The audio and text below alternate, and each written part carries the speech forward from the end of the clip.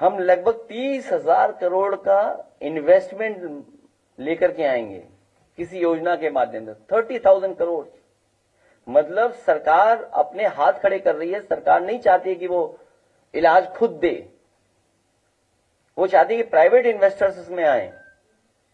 और जो वित्त मंत्री हैं,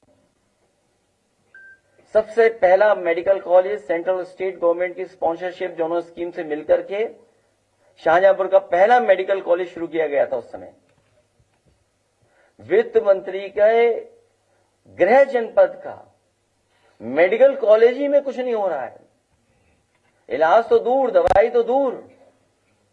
जो मेडिकल कॉलेज चलाने के लिए जो स्टाफ की जरूरत होती है, वो स्टाफ ही नहीं है वहां पे। और आपको याद होगा जिस समय मैं सदन में था कि उस मेडिकल कॉलेज में कितने प्रोफेसर की जरूरत है, कितने असिस्टेंट प्रोफेसर की जरूरत है, कितने अन्य स्टाफ की जरूरत है, उसकी पूरी सूची पढ़ी थी मैंने।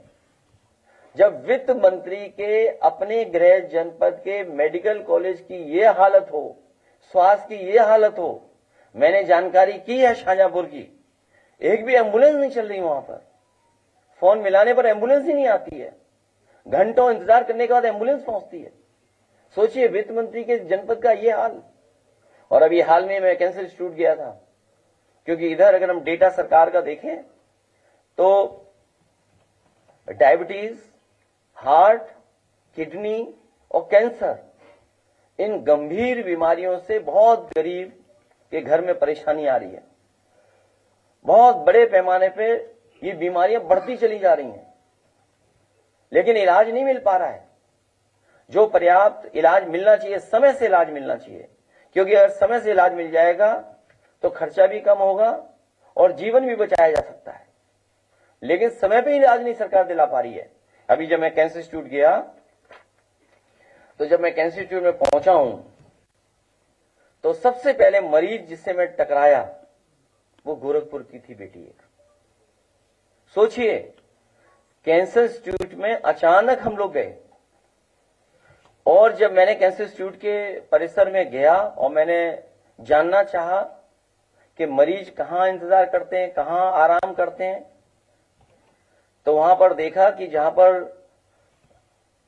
ओपीडी बनी हुई है बिल्डिंग की, उसी पर जमीन पर अपना गद्दा बिस्तर लगा करके सो रहे हैं। और जो सबसे पहले मैं टकराया, गोरखपुर की बेटी से टकराया मैं। उसके ब्रेन में पानी निकालने का या ट्यूमर की शिकायत थी, कैंसरस था, इसलिए पानी निकाला जा रहा था, उसका फर्दर इलाज होना था। आप सोचिए, प्रदेश के मुख्यमंत्री 9 साल से हैं, 9 साल से, और गिनती कर लेना गोरखपुर कितनी बार गए, गोरखपुर कितनी बार पहुंचे हैं। कुंभ का तो गिनती आ गई है, कुंभ में कितनी बार गए वो। अयोध्या की भी गिनती आती है, बनारस की भी गिनती आती है कि ये पहले मुख्यमंत्री जो इतनी बार गए हैं।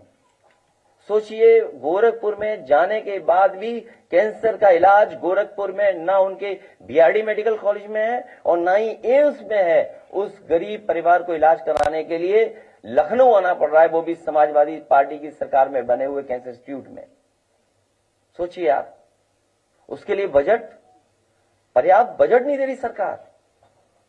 कितने वर्ष लग गए उन्हें डायरेक्टर अपॉइंट करने के लिए।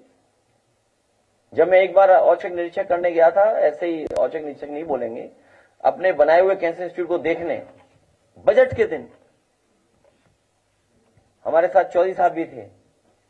तो जब पहुंचे तो पूछा कि डायरेक्टर कहां है, तो डायरेक्टर साहब को आने में आधा घंटा लगा। वो आना इसलिए नहीं चाहते कि क्या जवाब दें बजट का। अभी हम लोग विधायक लोग सब गए मिल करके, डायरेक्टर गायब हो गया वहां से, और इसलिए चले गए कि क्या बताएं। वो तो काम करना चाहते हैं, डायरेक्टर, डॉक्टर्स काम करना चाहते हैं। वहां इंस्टीट्यूशन में जो प्रोफेशनल डॉक्टर्स हैं वो अच्छा काम करके दिखाना चाहते हैं, लेकिन सरकार ने नाम तो बदल दिया, लेकिन बजट नहीं दे रहा सरकार। वहां पर जो मशीन आनी थी, PET scan machine, one of the best machine है वहां की, जो लगनी थी आज तक नहीं लग पाई हैं। कई मशीनें इसलिए नहीं लग पा रही हैं क्योंकि ठेकेदार नहीं सरकार तय कर पा रही है। और ठेकेदार क्यों नहीं तय हो रहा, आपसे बेहतर कौन जानेगा। अब ये बात मैं नहीं कह सकता हूं, ये बात लगता है इन्हें पता है, हमारे पत्रकार साथियों को, यही बात है, सही कह रही है। लेकिन मैं नहीं कह सकता, क्योंकि यूपी भारत है, यूपी कभी किसी के साथ भेदभाव नहीं करता। बताओ, उत्तरांचल के लोगों को एक्सेप्ट कर लिया, और उत्तरांचल में जमीन नहीं ले सकते हम लोग चाहे तो, वहां 370 लगा दिया उत्तराखंड में। तो ये तो मेडिकल की व्यवस्था, किसी मेडिकल कॉलेज में आप चले जाएं और उसमें चले जाएं, जो प्रधानमंत्री से उद्घाटन कराया गया था, शिलान्यास कराई गई थी अटल बिहारी वाजपेयी जी के नाम पर, अपने प्रधानमंत्री जी के नाम पर, उस यूनिवर्सिटी का हाल क्या है बताइए आप लोग। अब तो बजट में 1 ट्रिलियन वाली बात भी नहीं आ रही है। आप सब लोग बैठे हो, कितनी बार 1 ट्रिलियन आया इसमें? 1 ट्रिलियन कितनी बार आया इस बार? 1 ट्रिलियन अगर आया हो तो बताइए आप।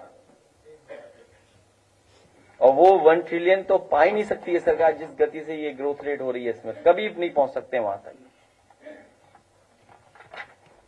क्या और बताएं इनका, सब धोखा ही धोखा है। इन्हें केवल बजट देना चाहिए था अपना जुमला मंत्रालय के लिए, और बजट की पहली लाइन, मतलब सेकंड लाइन जो लिखते हैं बजट की, हम लोग क्या गलत बोल रहे थे? अगर आप बजट की सेकंड लाइन पढ़ेंगे आप, और उस बजट की सेकंड लाइन में लिखा गया है कि हम सभी जानते हैं कि महाकुंभ, हालांकि वर्ड महाकुंभ कहीं नहीं हमारे वेदों में नहीं है, 144 वर्षों में आता है, तो हम क्या गलत बोल रहे थे बताइए आप? हम लोग भी तो ये बात कह रहे थे कि हर कुंभ 144 वर्ष बाद आता है, हर कुंभ 144 वर्ष बाद ही आएगा। क्या गलत कह रहे हैं? जो बात हम लोग कह रहे थे वो आपने लिख दी अपने बजट के स्पीच में, और इनकी बजट स्पीच बिना उर्दू के पूरी नहीं हुई। लगता है वित्त मंत्री ने बजट गोपनीयता बनाने के लिए मुख्यमंत्री जी को भी नहीं दिखाया।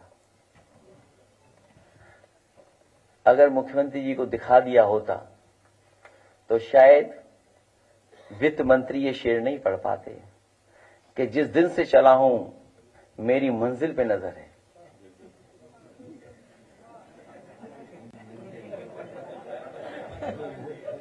सोचिए आप, ये गोपनीयता उन्होंने बना के रखी, ये सीक्रेसी होती, क्योंकि आप बजट किसी को बता नहीं सकते बजट पेश होने से पहले तक।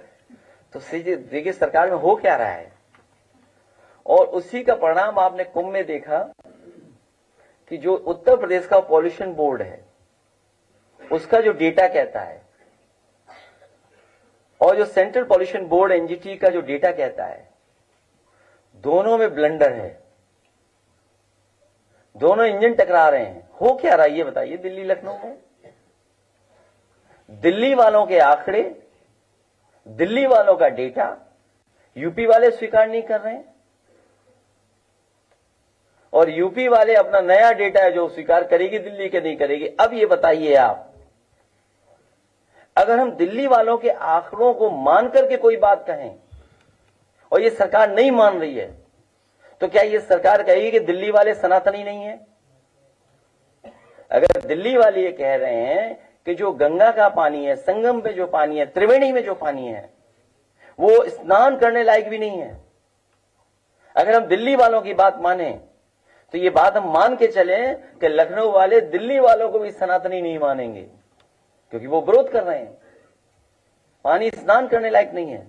मैं तो इस मौके पर कहूंगा, चाहे वो यूपी पॉल्यूशन बोर्ड के डेटा हो या सेंट्रल पॉल्यूशन बोर्ड का डेटा हो जो मेरे हाथ में है,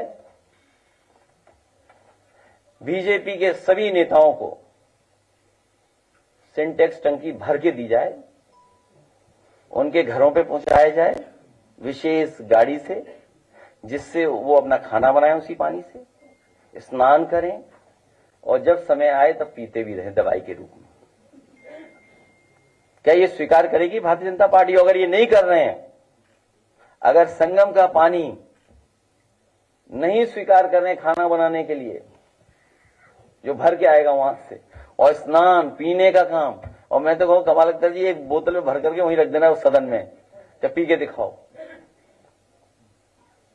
सोचिए, क्योंकि मुख्यमंत्री जी को पता ही नहीं है वो बैक्टीरिया आता कहां से, वो बैक्टीरिया आता कहां से है। वो बैक्टीरिया गंदगी से आता है। हमारे मुख्यमंत्री जी को बीओडी, सीओडी, डिजोल्व ऑक्सीजन कुछ नहीं पता है। अगर पता होता तो शायद इस भाषा का इस्तेमाल नहीं करते जो भाषा का इस्तेमाल कर रहे हैं वो सदन में। और कभी कभी क्या होता है कि आदमी अपने नेचुरल उसमें चला जाता है, वो उनका नेचुरल फ्लो था। पहले एएनआई ने एक बार दिखाया था नेचुरल फ्लो उनका।